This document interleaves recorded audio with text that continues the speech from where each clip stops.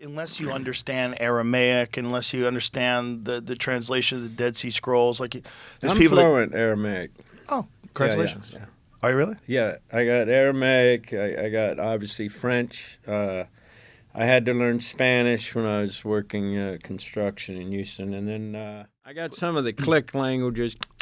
Oh, really? No, I only speak only English. Come on, Jay.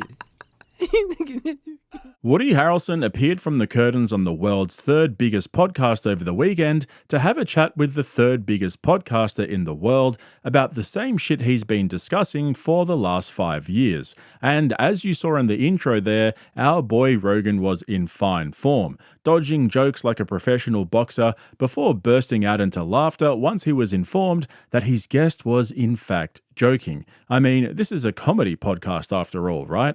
But no, you're not mistaken, you heard me correctly. JRE has finally been dethroned from the top spot in podcasting in the most ironic way possible by the anti-Trump Midas Touch podcast. Oh, and Candace Owens too.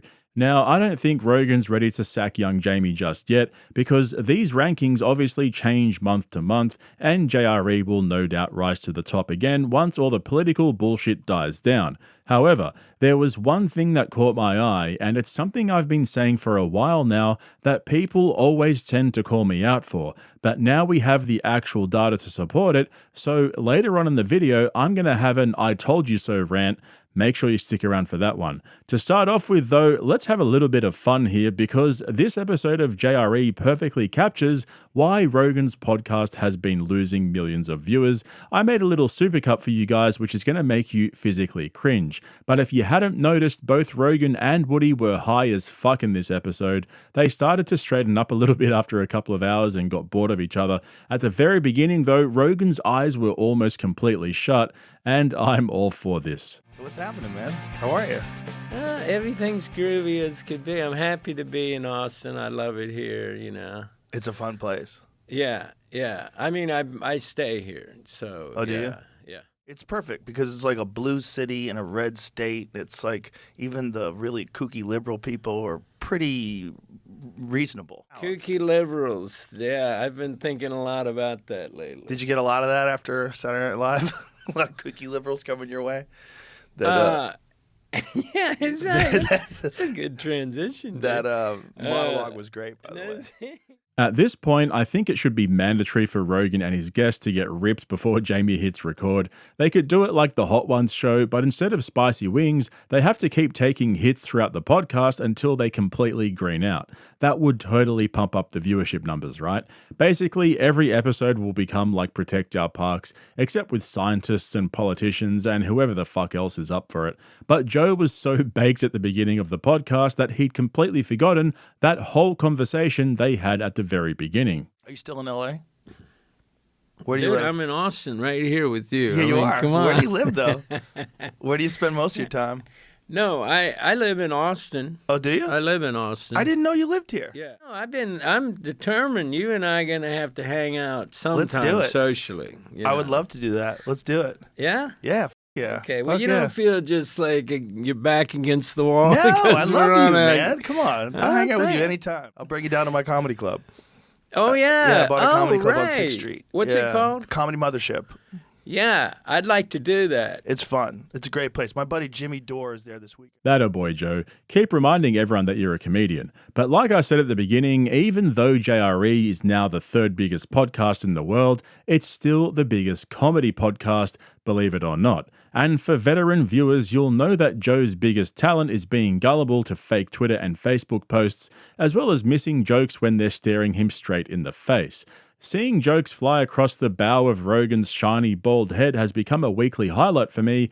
Yep, that's how sad my life is. What the fuck? Who wrote that?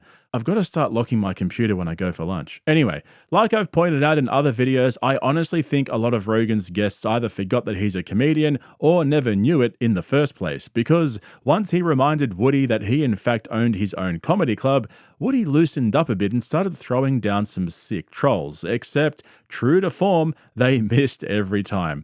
Eventually, he just gave up. You know, I'm of the school of thought that a lot of the religious experiences that people talk about were probably inspired by psychedelic experiences. And, there's a great book called The Sacred Mushroom and the Cross by John Marco Allegro. Do you know about that book? I've heard of it, but I never read it. Unless you understand Aramaic, unless you understand the translation of the Dead Sea Scrolls, there's I'm people fluent Aramaic. Oh, congratulations. Yeah.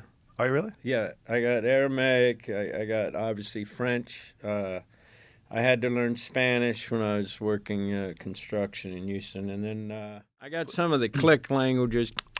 Oh, really? No, I only speak only English. Come on, Jay. Well, the John Marco Allegro book, he was an ordained minister. If you read John Mack, he was a psychologist from Harvard, worked with people that have had alien abductions. And this guy was I read that. Did you ever? It's a crazy book, I met right? him. I met John. Did you really? Yeah. When did you meet him?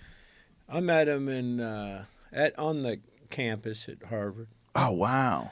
I went to Harvard, right? Yeah. Yeah. I mean, I had a great night, and then went back home.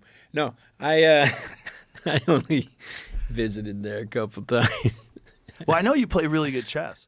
How many people have been turned off by religion by watching mega pastors in these huge churches flying around in private jets and driving in Rolls Royces? Oh, well, this is all bullshit. Yeah.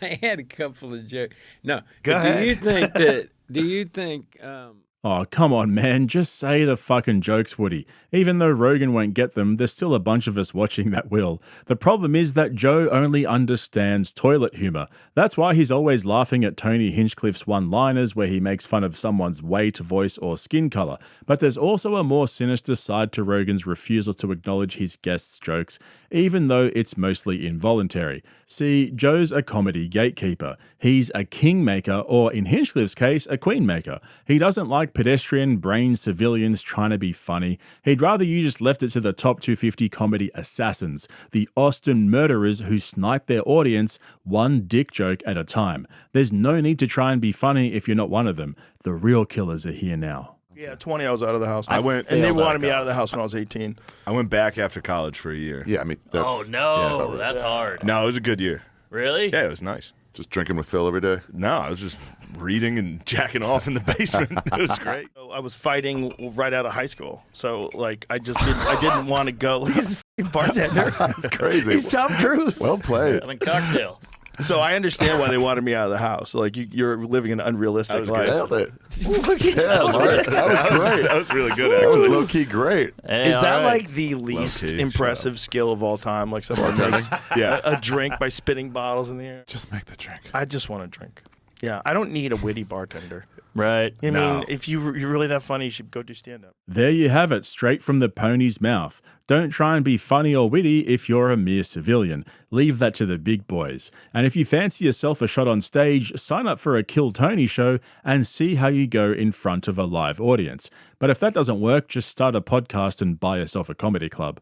All jokes aside, which isn't hard on JRE, apart from Woody being high as fuck and rambling on like a drunken sailor, this episode was fucking terrible. I mean, how is it possible to have one of the greatest actors of his generation on the show and not discuss any of his roles? The closest we got was Joe saying how much of a fan he is and that he's been following him since the Cheers days. Imagine all the stories Woody has from his 40-year career in the industry: White Men Can't Jump, No Country for Old Men, Zombieland, and that first season of True Detective with Matthew McConaughey was fucking epic. Instead, we got Boomer Joe, the same boring-ass talking points he's been spouting for the last 5 years. He literally checked off every single box and didn't leave a stone unturned. Well, I'm a fan of yours too. I really am. I love the things you've done that just flipped everything on its head. You know, the people you've interviewed, that you got,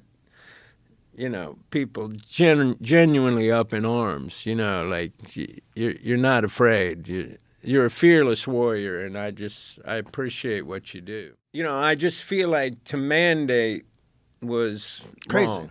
That to me is fascistic behavior. Yeah. And I don't know how many sets you visited, but everybody was like, you know, in masks, Yeah. and then there'd be different zones. Yeah. And then, you get, the closer you get to the actual set where the shooting is, and then that red zone, people, put your mask on. And I was just like, I never bought it. I did a video. Oh, I wish I had it with me. I inhale and hit a pot, right? And then I put on my mask. And blow it right through the mask. And I exhale. And it just comes out every, right?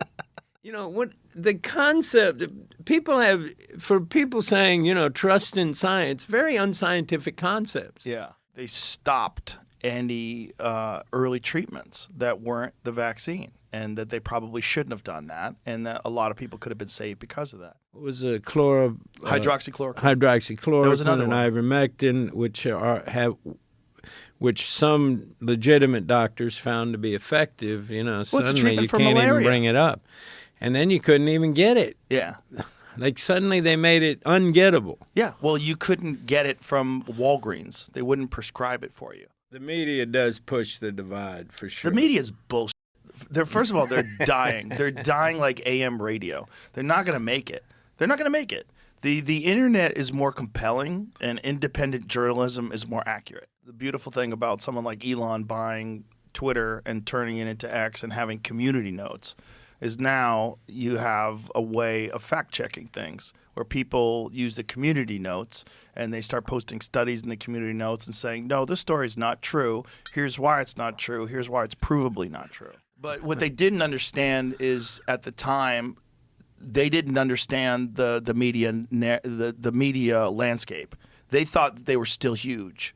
But they didn't understand, like, an average video on my show was like 10 times bigger than their show. Remember when Biden was on television, he was talking about the hurricane was coming? Most important thing when the hurricane is coming is get vaccinated. Everything's harder if you're not vaccinated. And I also think things are going to get really weird with AI. I think with AI, and especially when AI gets attached to quantum computing, we're going to have an undeniable access to truth. And unfortunately, there's going to be a lot of propaganda that's with that too, because a lot of this AI is programmed by people. So there'll be a battle of which AI is the most trusted and effective. And then the real fear is that AI governs us, which is probably going to happen. What an absolute waste of a podcast. It was worse than the fart-sniffing orgy he had with The Rock when he came on the podcast, but at least he didn't bring up how bad social media is for your mental health. Oh, no, hang on. Do you go on social media at all? No. That's probably healthier. Yeah. Huh? That's probably healthier Yeah. than being on it all the time. Because I know a lot of people that are on it all the time, and it makes them sick. It's like radiation poisoning. Joe Rogan is easily the most chronically online famous person in the world. Okay, maybe the second most after Elon Musk. How many times has he gone on long rants about a Facebook post or a tweet he saw, only for Jamie to reveal that they were just trolling and it's not real, or that Joe forgot to read the community notes section that he literally just praised in that clip? The best one for me was when he almost started crying over the father and son boxing match, thinking the dad was beating the shit out of the son and potentially giving him brain damage just for a laugh, only for Jamie to eventually tell him that they were two YouTubers who had been talking shit about each other. Why does it lie? But thank God we didn't have to hear about how Rogan challenges himself by working out, jumping in the sauna, and taking ice baths. Fuck, hang on. And now, what at point did you say to yourself, I'm definitely not a loser? There's no chance of me being a loser. Oh, I don't know if you ever think. I guess I think that now. I mean, you're at the tippy top of the tippy top. And everybody's got to be kissing your ass and telling you how great you are. It's got to be hard to not allow your ego to dictate things, Yeah, I don't know. I stomp my ego pretty good. I do it with workouts. I do it with martial arts. I do it with cold plunging and saunas. I put myself through voluntary adversity. It's pretty fucking brutal. I put myself through way more than life ever gives me. Imagine being so stupidly rich that the hardest thing in your life is getting into an ice bath after a workout. Yeah, that has to be harder than being a single parent or working 2 or 3 jobs to feed your family. Who knew the secret was a 10 a.m. workout followed by a cold plunge and a protein shake? And don't forget the sauna too. You know, the one you had built at the back of your estate so you wouldn't have to slum it with the peasants over at the health club?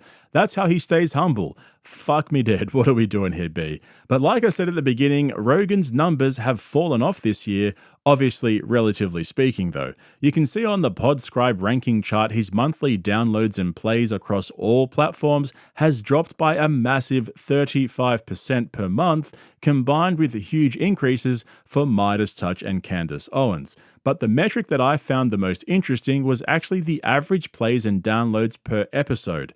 That's now down almost 40% to 3.1 million. Do you guys remember how Rogan used to quote his average episode views at around 11 million? You know, when I first started doing this, it was really just talking shit with my friends. We just get high and say stupid shit and just laugh and joke and just talk, just have fun, just to hang. And it then became something very strange, like what it is now, where it's too big. It's you and me talking, just two. But it's not two. It's two with an audience of millions and millions and millions and millions, and it's hard to see. That's a hard thing to see. It's a hard thing to even conceptualize. Because if you saw what 11 million people looks like, if you saw them in a room, you'd be like, holy f***. If we had to have this conversation on a stage with 11 million people in the audience, you'd be like, what the f*** is this? So I've heard Rogan use that 11 million figure a few times over the years, but now it's come right down to just over 3 million, which is obviously still a crazy number, but relative to where he used to be, it's a massive drop. And I called this when he signed his new Spotify deal over a year ago, which is around half the size of his first contract, and everyone was calling it as a win for Rogan. He beat the woke mob and got a new contract, etc. But the reality was the new deal was watered down because his podcast had fallen off so hard during those Spotify years. It's also interesting to look at the breakdown of the views. Around 1 million came from podcasting apps, but the bulk of the views, around 2/3 or 2 million, came from YouTube. So YouTube really is still the king of podcasting, despite what Spotify will have you believe. And I think it's obvious as to why JRE has fallen off so hard over the past few years. This episode was a perfect example. After the pandemic, Joe just wasn't the same. And I'm not saying he was necessarily right or wrong about certain things. A lot of the shit he was talking about before is actually true, and the mainstream media massively fucked up when they tried to cancel him and make him look like a freak. But this all happened like 5 years ago, and Joe just hasn't moved on. I honestly think that between the money, the fame, the alcohol, and all the shit that he takes every morning, his brain is just fried at this point. He lives in a bubble with almost no interaction with the real world, and just like Woody was saying before, everyone around him kisses his ass and tells him what he wants to hear because they all want a piece of the pie as well. It's pretty sad to see because, like a lot of you guys watching right now, I used to really enjoy listening to JRE back in the day, but now it's become so predictable and boring that it's no wonder his reach has more than halved in only a couple of years. Anyway, make sure you check out the links below or just head straight over to podcastcringe.com and check out all of my new merch designs. Otherwise, sign up to my Patreon via the link in the description for my longer form uncensored content, and don't forget to like this video and subscribe to my channel on YouTube while you're here. Thanks for watching, guys. I'll catch you in the next one. I'd vote for you, dude. Oh, I don't want to run for nothing. No, I know it'd be a step down. Why would you? Yeah. No. Just headache in your life. But I'm just saying, I would vote for you.